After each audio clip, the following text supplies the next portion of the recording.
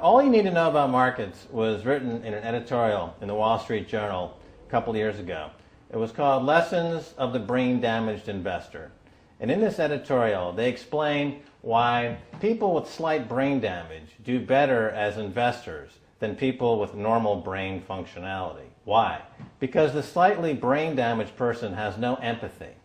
And that's the key. If you don't have any empathy, you do well as an investor. And so Wall Street breeds people who have no empathy to go in there and to make decisions and make trades that they have no compunction about and no thought whatsoever as to what they're doing might affect their fellow human being. So they breed these robots, these people who have no souls. And since they don't even want to pay these people anymore, they're now breeding robots, real algorithmic traders.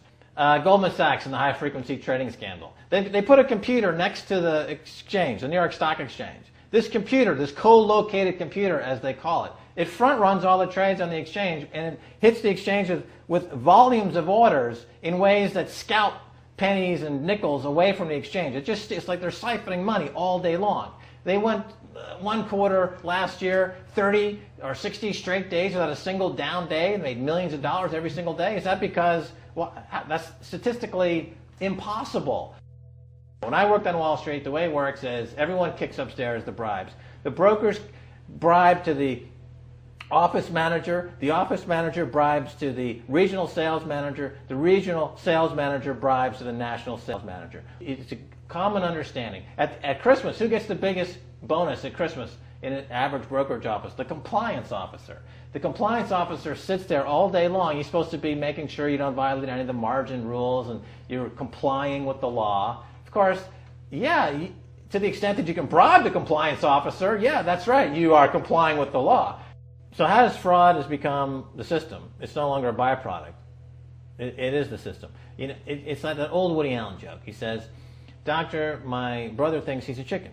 And the doctor says, "Take a pill, and that should cure the problem." And he says, "No, doctor, you don't understand. We need the eggs." Okay? So the trading of fraudulent claims back and forth between banks to generate fees, to generate bonuses, has become the GDP producing growth engine of the United States economy. Even though they're essentially trading fraudulent claims that there's absolutely no hope of ever paying back.